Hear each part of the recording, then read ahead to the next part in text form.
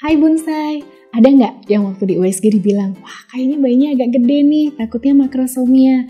Nah kita pelajari yuk apa itu makrosomia, simak lengkapnya di YouTube channel Nisapedia.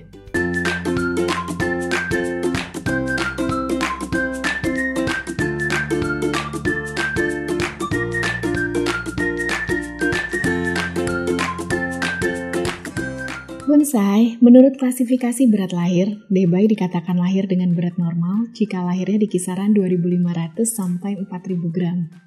Di bawah 2.500 gram dikatakan underweight. Dan sebaliknya, jika Debai lahir di atas 4.000 gram, maka masuk klasifikasi makrosomia atau lahir dengan berat badan yang lebih daripada normal.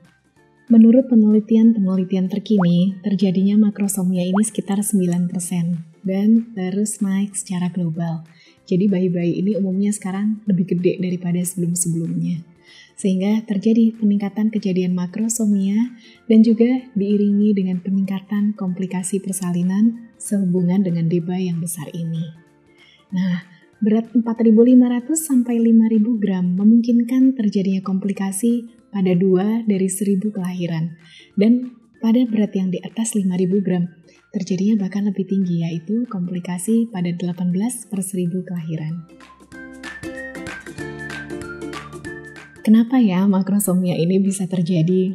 Ada 5 sebab nih. Yang pertama adalah multiparitas, yaitu ini bukan kehamilan yang pertama bagi bonsai. Artinya bonsai udah pernah melahirkan Debai sebelumnya.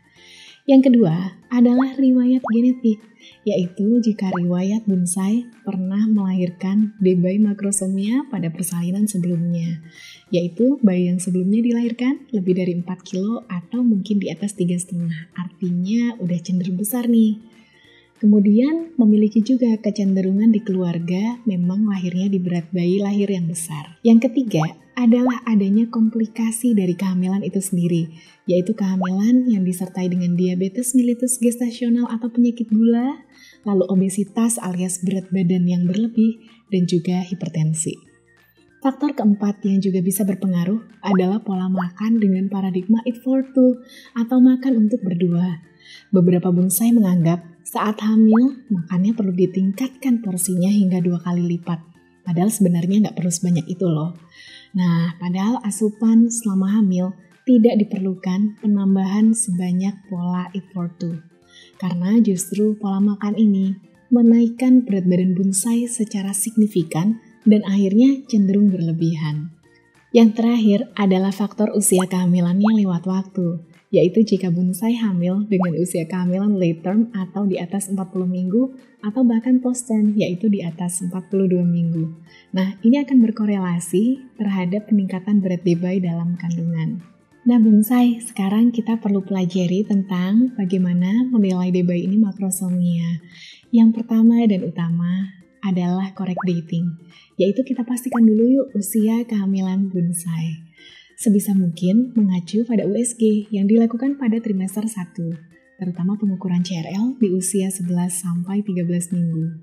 Setelah itu, jika sudah memasuki kehamilan dengan usia cukup bulan yaitu di atas 38 minggu, dapat dilakukan pemeriksaan tinggi fundus uteri.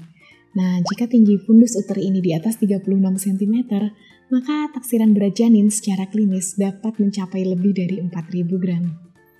Selanjutnya, dokter kandungan juga dapat melakukan penilaian dengan melakukan ultrasonografi atau USG.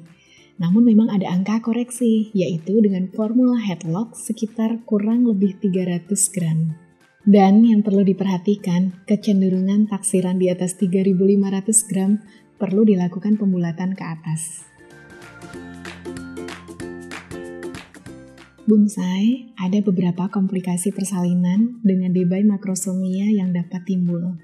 Dapat timbulnya bisa pada bonsai dan juga pada Debai. Apa aja sih komplikasi persalinan makrosomia pada bonsai yang perlu diwaspadai ini? Yang pertama adalah kapasitas panggul manusia hanya sekitar 4.000 gram. Memang ada beberapa bonsai yang dikaruniai panggul yang ekstra luas, sehingga memungkinkan Debai di atas 4.000 gram lahir dari jalan lahir. Namun, ini merupakan kondisi yang perlu pertimbangan matang dan juga menyeluruh.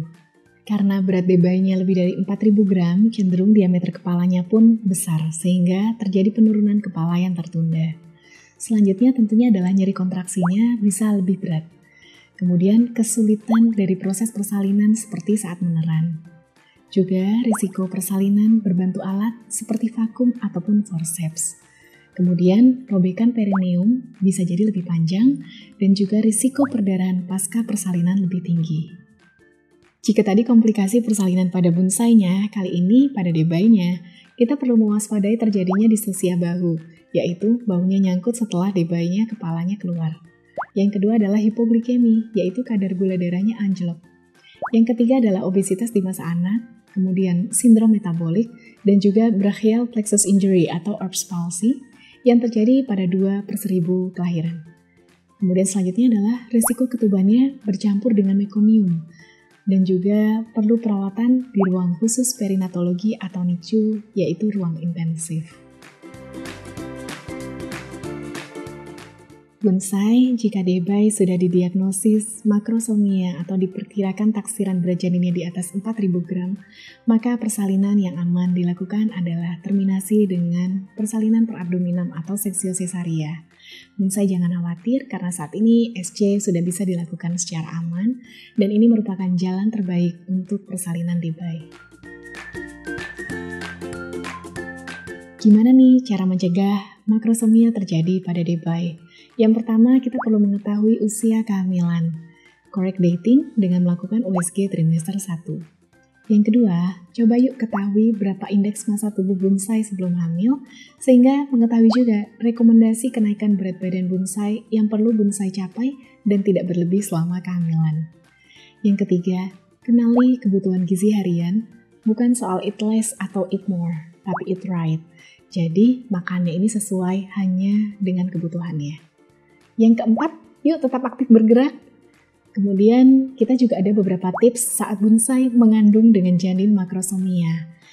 Salah satunya adalah batasi asupan glukosa sederhana. Konsumsi karbohidrat seperti nasi, gula, makanan manis sebaiknya terukur. Selanjutnya, konsultasi juga yuk dengan dokter kandungan yang menangani untuk menelaah kemungkinan pemeriksaan yang mengarah ke diabetes mellitus gestasional. Dapat juga diteruskan untuk evaluasi fitomaternal karena diabetes mellitus gestasional ini juga berhubungan dengan peningkatan kemungkinan kecacatan janin dan juga IUFD atau intrauterine fetal death.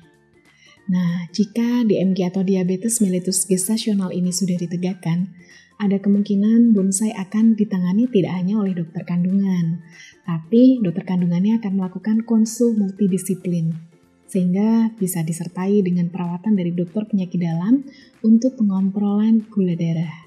Juga bisa jadi dokter spesialis gizi klinik akan merekomendasikan ke bonsai tentang asupan nutrisi harian. Nah bonsai, kesimpulannya makrosomia ini bisa dicegah kan? Kalau kita udah tahu indeks massa tubuh di awal, tahu juga berapa kenaikan berat badan yang direkomendasikan, sehingga asupan harian kita tidak berlebihan, insya Allah ini bisa dicegah dan bonsai bisa melahirkan secara normal karena terhindar dari risiko makrosomia.